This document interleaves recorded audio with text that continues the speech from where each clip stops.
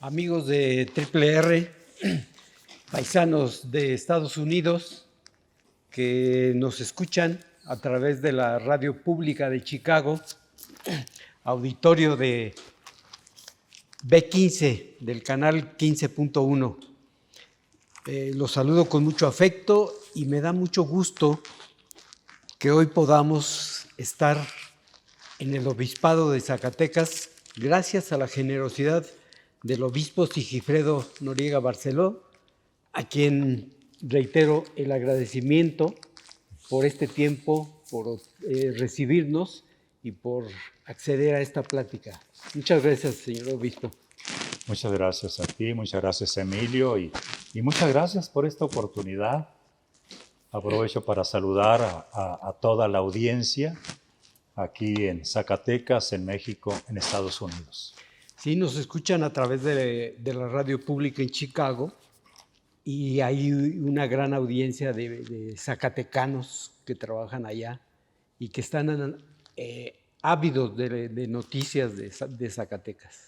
Me invitaron alguna vez, fui a Chicago hace 5 o 6 años, en el verano. Me invitaron los clubes que están allá y la federación misma. Y tuve la oportunidad de estar con algunos clubes, de celebrar un domingo, puro zacatecano, faltó la marcha de Zacatecas nada más, y convivir en una kermés que organizan anualmente para los fines que persiguen. En aquel tiempo era el 3x1, cómo apoyar estas iniciativas de las comunidades de donde ellos provienen. Muy buena organización. Gente muy dinámica, muy emprendedora, muy valiosa, pero siento que como que los tenemos desatendidos. Así es, en lo que corresponde a la iglesia, los tratamos de atender. Y ahora pues tenemos este gran medio de las nuevas tecnologías que pueden ver desde los lugares más recónditos de Zacatecas. Hace días que estuve en las Amecas, en Ameca la Nueva, y estaban transmitiendo la misa y estaban conectados personas de las Amecas que viven en Estados Unidos.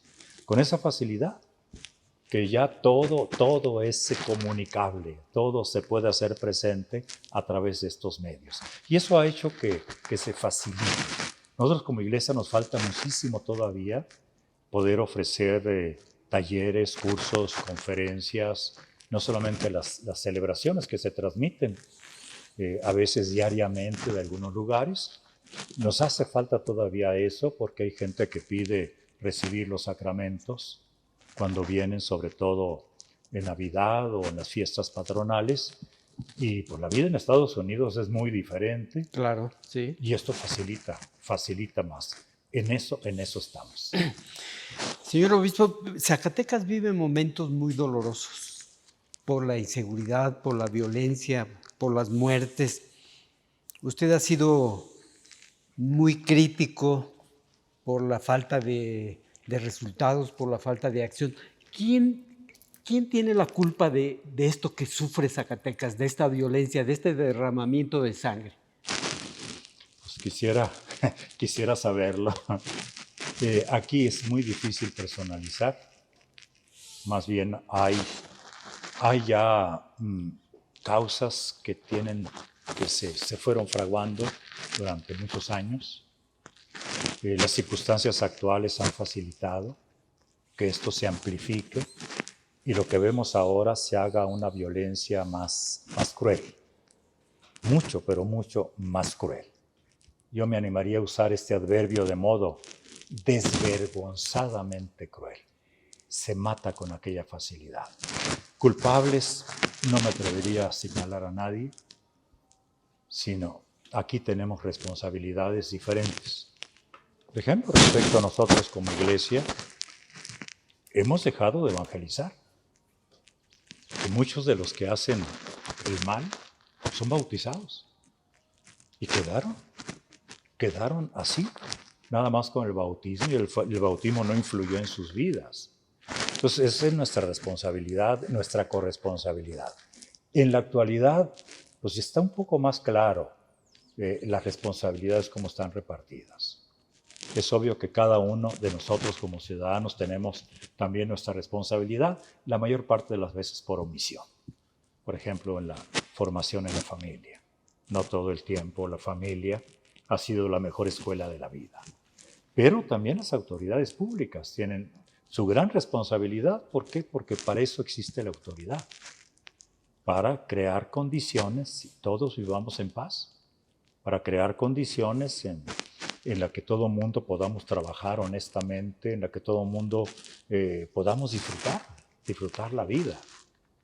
Y ahí me parece que la estrategia que se ha seguido a nivel nacional no ha sido adecuada. Por más que se manejen números, a veces más, a veces menos, es mi opinión, Sí. El mal está ahí. Y los resultados no se han dado como quisiéramos. Y los números son un indicador nada más. Yo me he estado fijando más en el sufrimiento que provoca la violencia. ¿Cómo hay familias heridas? Ayer tarde acompañé a la gente de Jerez en una peregrinación por la paz. Desde nuestra fe, muchísima gente.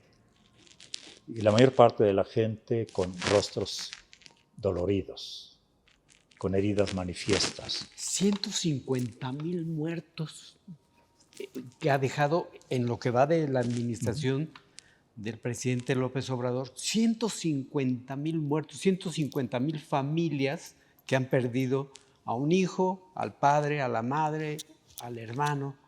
Es muy doloroso. Es muy doloroso. Lo cuantificable es lo que queda por arriba, ¿no? Pero lo incuantificable, porque el dolor no se puede medir, es lo que queda en cada hogar, en cada persona. Y esos son los rostros que vi ayer. Personas que llevaban la fotografía del hijo, del nieto, que había sido asesinado o que estaba desaparecido. Los desaparecidos también son muy dolorosos. Muy doloroso y muy difícil vivir en esa incertidumbre. Entonces, nosotros como iglesia hemos tratado de estar cerca. Al principio muy difícil porque no sabíamos en qué pasaba, ni en qué iba a terminar todo esto, ni cómo podíamos afrontarlo. Yo le pedí a los sacerdotes, es cuando más nos necesita la gente. Lo peor que pudiéramos hacer es correr. Tenemos que quedarnos, claro que hay riesgos, pero tenemos que tomar también precauciones. Lo importante es estar ahí con la gente. Le mencionaba yo lo de si alguien tiene la culpa, porque usted habló que duele la indolencia de las autoridades, la falta de resultados, la falta de estrategia, el no escuchar que no está funcionando la estrategia para combatir la delincuencia. Sí, hemos hablado de indolencia. ¿Por qué razón? Porque hemos dejado caminar esto como sin importar. Y el dolor está ahí.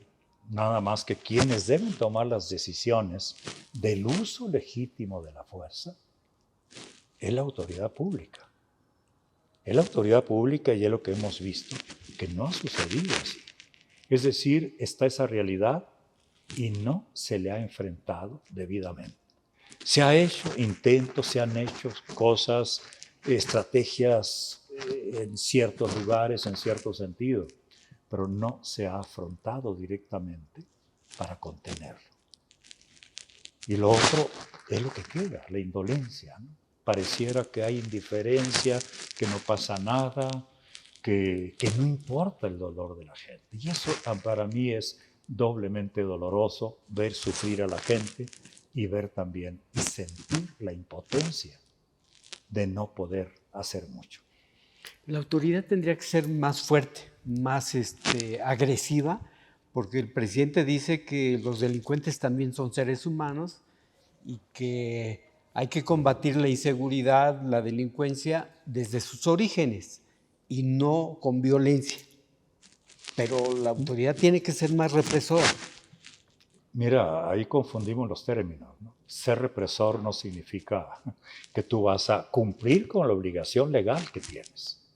Y la obligación constitucional, ¿eh? No solamente acá leyes secundarias, sino la misma Constitución. Porque esa es la razón de ser del Estado, que es la protección, es la seguridad es el crear condiciones. ¿Para qué? Para que la gente se desarrolle, progrese, sea feliz, como manejamos estos términos. A mí me parece que no hemos hecho lo suficiente todavía como autoridades, que la estrategia que se ha seguido ha sido muy blandita y que en lugar de atacar, promueve la impunidad. No pasa nada. ¿Y eso qué significa? Que el crimen organizado se organiza más, está más extendido, van llegando a lugares y se van quedando en esos lugares. La impunidad les da más comodidad para actuar. Sí, no pasa nada. Ahí las pruebas están en que son muy pocos los casos que llegan ya al juicio y que tienen ya una sentencia. Son muy pocos los casos. Eso pues ya es un signo. Pero ¿es indolencia o complicidad? Pues no me atrevería a decir si es complicidad o no, ¿no? Pero lo primero que aparece es indolencia. Pareciera que no importara. Pareciera. Y esto a la vez crea confusiones y crea también pues otro tipo de ¿cómo te dijera? De tentaciones, de murmuración, de imaginación. Es que no hace nada porque a lo mejor están coludidos y eso hace mucho daño porque crea desconfianza. Mi forma de ver es lo que ahorita más está presente en nuestra realidad, en nuestra gente. La desconfianza. Ya no es tan fácilmente volver a ganar la confianza. ¿Por qué razón? Porque la experiencia ha sido tremendamente dura. Que llegan a tu casa, te sacan, te matan, te quitan todo tu patrimonio, tus bienes y el bien más valioso que es la vida. La destrucción de la familia es lo más valioso que hay para la persona y llegan y con la mano en la cintura. Eso causa una herida tan profunda que no se quita con discursos, que no se quita con promesas, que solamente con acciones concretas, con resultados. Esa es mi forma de ver, ¿no? Hemos llegado ya a un momento en que pareciera que nos estamos dando cuenta que hay que afrontarlo. Y afrontarlo no es reprimir. Que hay que llamarle las cosas por su nombre. O sea, como que se ha querido evitar el nombre de guerra para no coincidir con el pasado. Pero esto es una guerra. En la práctica es una guerra de un solo lado, hasta ahorita. Usted habló de sentarse a negociar con los jefes de estos carteles. ¿Cómo sería la negociación? Sí. Mira, yo hablé no de negociación, sino hablé de pacto. Un pacto social.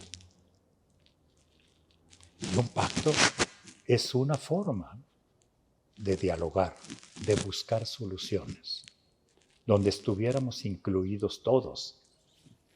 Y me hicieron esa pregunta, ¿también los delincuentes? Claro que también los delincuentes. No solamente los jefes, que pues ellos tienen otro tipo de tratamiento, tienen que enfrentar la justicia más duramente, ¿no? Yo lo decía eso, el pacto, porque vemos muchos jovencitos y jovencitas, ya empieza a haber jovencitas también, que los han involucrado. Y estoy seguro que si ofreciéramos, y eso se los dije a las autoridades, si ofreciéramos una salida a estos jóvenes, dejarían las armas. A ver, por ese lado íbamos, por ese lado. A ver, usted es la autoridad y yo soy el jefe de un cártel. Vamos a hacer un pacto. ¿Qué me propones? Entonces, si es directamente con el jefe, pues ¿cómo podemos llegar a un acuerdo en el que la paz se construya, que podamos vivir en paz? Yo como Estado te puedo ofrecer esto, claro, no por encima de la justicia, ¿no? Pero sí podemos negociar otros detalles. Si entregas las armas, como se hace en Estados Unidos y en otros países, ¿no? Que si la persona colabora, participa, las penas se reducen. Yo me refiero a eso, ¿no? Sí. Ese tipo de negociación. No No una- borrón y cuenta nueva. No una negociación donde diga, bueno, yo no voy a meterme con la gente, pero voy a llevar mi mercancía y tú haces como que no me ves y yo paso. Desgraciadamente eso ha existido. ¿Sí? Hace muchos años existe eso, ¿no? No, yo no me refiero a eso, porque eso es alargar el problema. No es un pacto de complicidad simulada. No puede ser, pudiera ser, ¿no? Eso tendría que verse en cada caso. Porque hay situaciones de este tipo que se hacen bajo amenaza. Y eso cambia. Cambia la tipificación del delito, ¿no? Hay muchas causas, muchas razones. Sí, más bien yo me refiero a lo otro, ¿no? Si tú colaboras, el Estado te ofrece esto, como se hace en Estados Unidos. Eso por un lado, Si te respecto a retiras Colosías. de la delincuencia, yo te considero a la hora de juzgarte Sí, y te doy facilidades para que te reincorpores a la sociedad.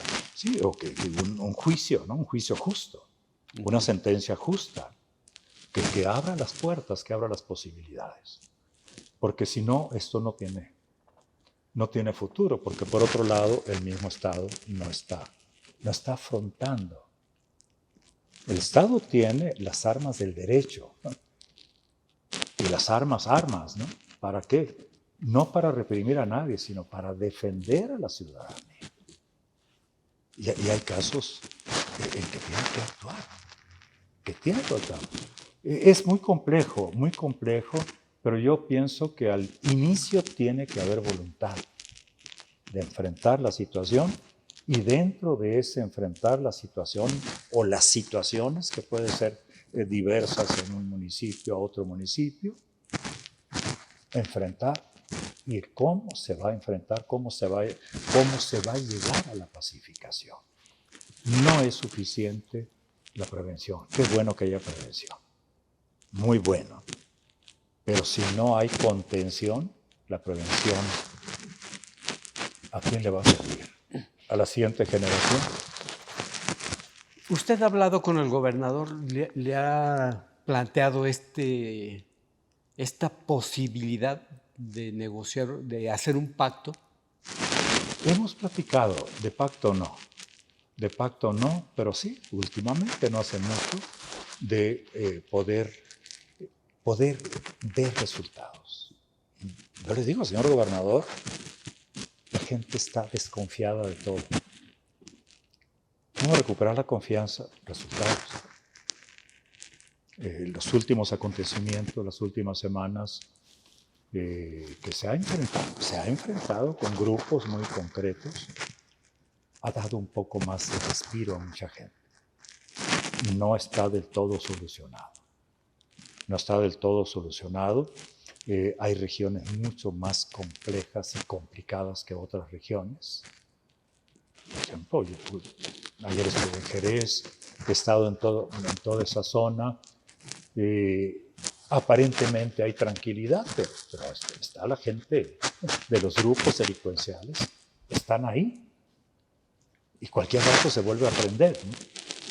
Hay otros lugares que últimamente, por el lado de Pinos, todo ese rumbo, se ha atacado, pero situaciones así muy, muy concretas, que esperamos que esto se vaya, se siga conteniendo. Porque el gobernador ha dicho que combatir la inseguridad es responsabilidad de todos, de gobierno, de la sociedad, de las familias sobre todo, de hablar con los hijos. Y usted tiene acceso y mucha credibilidad con las familias, para que los padres se comuniquen con los hijos y los vigilen. Habrá que... ¿No le ha pedido ayuda el gobernador para decirle, oiga, obispo, ayúdeme a convencer a las familias de que tengan más cuidado con sus hijos? Sí, hemos platicado, quizá no ha aparecido directamente, pero eso ha sido el ambiente, el tono, ¿no? Estamos convencidísimos que el mal de la desintegración empieza en la familia. El mal de la desintegración del tejido social empieza en la familia. Hemos platicado sobre todo eso. Y claro, la iglesia está dispuesta a colaborar. Y hemos tratado de que el tema de la construcción de la paz sea un tema que esté presente en todas partes, en todas las conferencias, en todas las pláticas, en todas las celebraciones. Estamos orando por la paz, ¿no? Y tenemos que hacer más fuerte a la familia. En la medida que hagamos más fuerte a la familia, entonces lo que digo es que tiene que haber políticas a favor de la familia, no en contra de la familia. Y no solamente por el lado, perdón, económico, sino por el lado de la educación. Hoy tenemos ámbitos muy descuidados, que es la salud y que es la educación. Y ahí entra la familia que necesita la escuela y la escuela que necesita la familia. Y ahí entra también la procuración de la salud, o la salud integral, no solamente la salud física. Todas las secuelas de la pandemia son de tipo emocional y de tipo económico. Creo que tendríamos que afrontar todo esto. Sí lo hemos platicado, pero creo yo todavía a un nivel un poco por encima. Nos falta profundizar un poco más para ayudar a aterrizar cómo podemos colaborar en la solución de estos problemas tremendos que está viviendo nuestra gente. No, ahorita todo el mundo habla de disminución. Qué bueno, hay que empezar a disminuirlo, ¿no? Pero solución a corto plazo creo yo que no puede existir si no ponemos ciertos medios, ciertas políticas públicas, si no estamos unidos. Desgraciadamente hay mucha polarización y causada por arriba, Sí. desde arriba, ¿no? Entonces, afrontar Desde la cosas. mañanera. Bueno, tú lo dices así, ¿no? Tú lo dices así. Y eso dificulta mucho. ¿Por qué? Porque los ánimos se van encrespando. Y ahorita cualquier problema que se enfrente va a estar detrás la polarización. Y va a ser muy difícil un diálogo, va a ser muy difícil el llegar a acuerdos, llegar a negociaciones, porque la política es negociación. Va a llegar, tiene que llegar ese momento, ¿eh? Sí. Creo yo que en ese momento tan delicado, tú lo dijiste al principio, es el que estamos viviendo. ¿Ya fue usted a ver al Papa? Hace 9 años nos tocó la visita, que le llama así técnicamente la visita ad limina, es decir, a la tumba de los apóstoles Pedro y Pablo. Hace 9 años, Dios mediante, vamos a ir dentro de un mes, que nos toca otra vez esta visita. Y por ahí salió la noticia, el obispo le va a informar al Papa de lo que está pasando en Zacatecas. Pues no, eso no me corresponde a mí. Yo voy a informar de lo que mi responsabilidad como pastor de esta iglesia. ¿Qué estamos haciendo? ¿Cómo lo estamos haciendo? ¿Qué desafíos tenemos en estos últimos 9 años? ¿Qué ha crecido? ¿Qué no ha crecido? Y cómo estamos apoyando a otras diócesis, cómo estamos apoyando en la misión que tiene la iglesia. Eso es lo que nos toca. Pero voy a tener 1 minuto y medio para estar personalmente con el Papa. 1 minuto y medio, imagínate qué se pueda decir. Pero antes ya entregamos el 15 de febrero un informe por escrito. Entonces eso se va estudiando, ya está en Roma, se va estudiando. Y en la visita que hagamos, vamos a visitar a varias secretarías, allá se le llaman dicasterios, y ahí nos van a decir lo que nosotros informamos, la problemática que tenemos que enfrentar, las soluciones que hemos estado dando, hasta dónde vamos y lo que sigue para el futuro. De eso vamos a tratar, de modo que no se asusten. En el informe usted ya dio cuenta del dolor que vive Zacatecas. Sí, el dolor en la familia y cómo eso está afectando a la migración. Afecta a la migración, cómo está afectando a la educación. Que hay familias completas que migran, que tienen que hacerlo con sus hijos. Afecta al mismo tejido social. El tejido social se construye por las relaciones humanas que hay entre todos. La interrelación. Hablando a nivel sociedad, hablando a nivel en corto, a nivel familia, a nivel grupos, a nivel sectores, cómo se va haciendo esa relación, cómo se daña o cómo se beneficia. Eso es lo que nosotros tenemos que ver, ese dolor que hay en la gente que crea incertidumbre y por tanto crea inseguridad. Hoy los jesuitas hablan de un fracaso del Estado. El que apareció muerto, el sicario que asesinó a dos sacerdotes jesuitas en Chihuahua, y habla, en un comunicado, la comunidad jesuita habla de un fracaso del Estado, porque dicen, no fue acción de justicia, no fue producto de la investigación, sino lo mataron la misma organización delictiva. Eso es a lo que la gente tiene temor, de que las organizaciones se empoderen más cada día y llegue el momento en que la sociedad tenga que tomar su defensa, como ha sucedido con los grupos de autodefensa. ¿Usted ve esa posibilidad en Zacatecas? Mira, vamos a lo primero, ¿no? Lo que dicen los jesuitas, fracasado, el Estado ha fracasado. Se refieren a este caso, que esta persona que asesinó a estos dos sacerdotes jesuitas y a otra persona que estaba ahí, coincidió en ese momento, pues no se hizo justicia, más bien la justicia vino por otro lado. Yo lo entiendo así, ¿no? En ese sentido, el Estado ha fracasado. ¿Cómo aplica o puede aplicar en todas partes? Eso no lo sé. Pero sí queda esa impresión en el imaginario público, ¿no? No estamos haciendo. Pues ya ve que en Nuevo Laredo también a las personas que asesinaron o secuestraron a 4 estadounidenses y mataron a 2, la misma organización delictiva detuvo a los secuestradores y los entregó. Y eso también es un fracaso rotundo de la autoridad. Y yo me pregunto si la sociedad debe armarse para defenderse. Es difícil responder a tu pregunta, ¿no? ¿Debemos andar armados? Yo personalmente creo que no, que todavía tenemos las leyes. Yo todavía soy un creyente del Estado de Derecho. Porque a usted también ya le tocó que lo interceptaran y lo retuvieran. Sí, hemos vivido muchos esa experiencia, ¿no?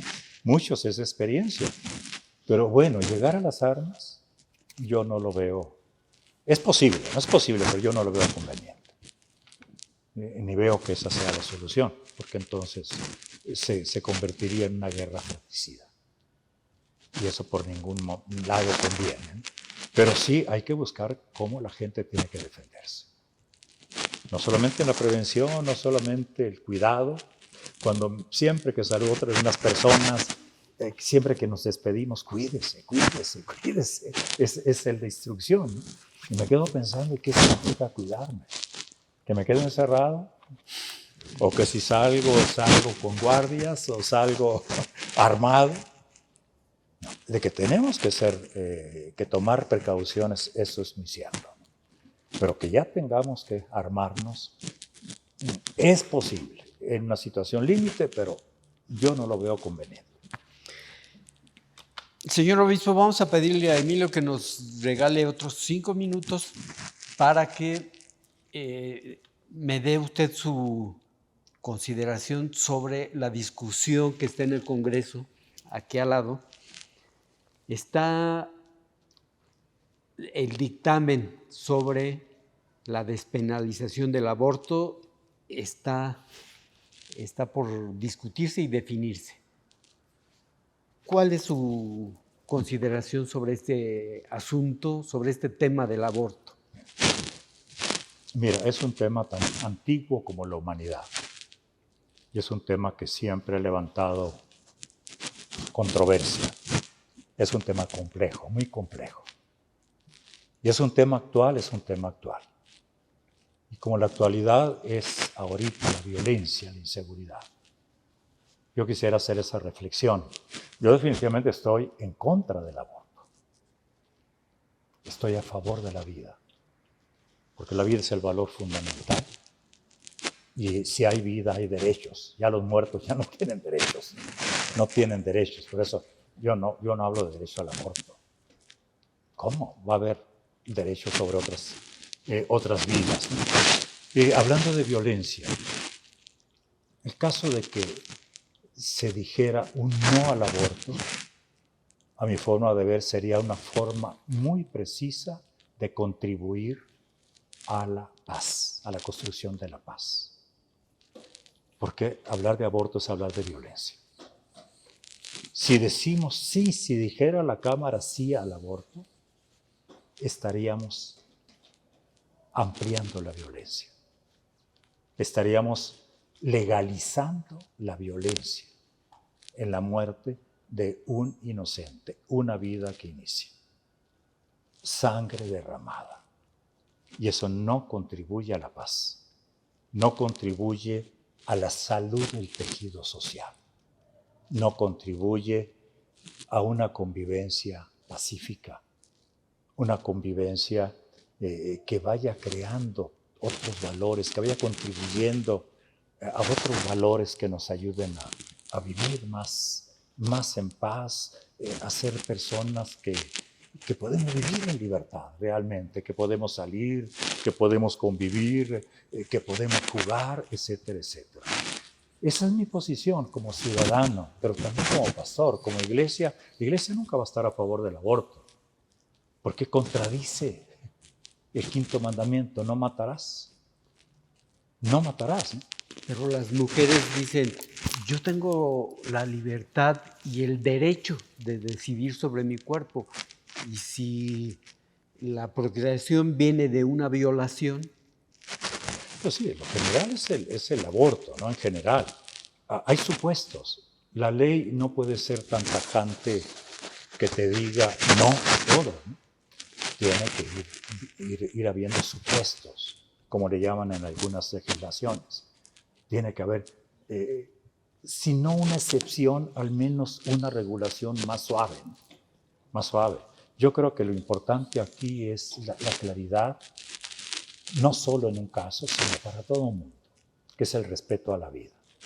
Y ese respeto a la vida podrá haber tantas situaciones tan diferentes, tan cuestionantes, tan complejas, que van a requerir otro tipo de solución. Y que no por un caso ya se vaya a legislar. ¿Por qué? Porque estás permitiendo. Imagínate, interrumpe la interrupción de la vida. Al asesinato le puedes decir ese nombre. Fíjate que, pues no hay penas, no hay culpas aquí, porque pues solamente le interrumpió la vida, no importa que tenga tantos años. Aquí es desde el inicio hasta el final. Es una forma eufemística de llamarle al asesinato. Entonces hay engaño desde el principio. Y esto no se vale. Yo creo que la paz no se construye con engaños. La paz se construye con el respeto a la vida. Es mi decisión, sí, pero tu libertad tiene límites. Ahí no es tu cuerpo, es otro individuo que inicia. Es la vida que inicia. Señor obispo, muchísimas gracias por su tiempo, muchísimas gracias por recibirnos y por su plática. Pues gracias a ti, gracias Emilio, gracias a toda la gente que nos escucha. Muchas gracias, y yo soy siempre una persona de esperanza, porque soy persona de fe. Sí podemos salir adelante, sí vamos a salir adelante. Vamos a salir adelante, nos va a ir mejor. Con todo el favor de Dios. Muchas gracias por su tiempo y por su disposición para platicar. Gracias por esta oportunidad. Muchas gracias a ustedes y nos vemos en la próxima.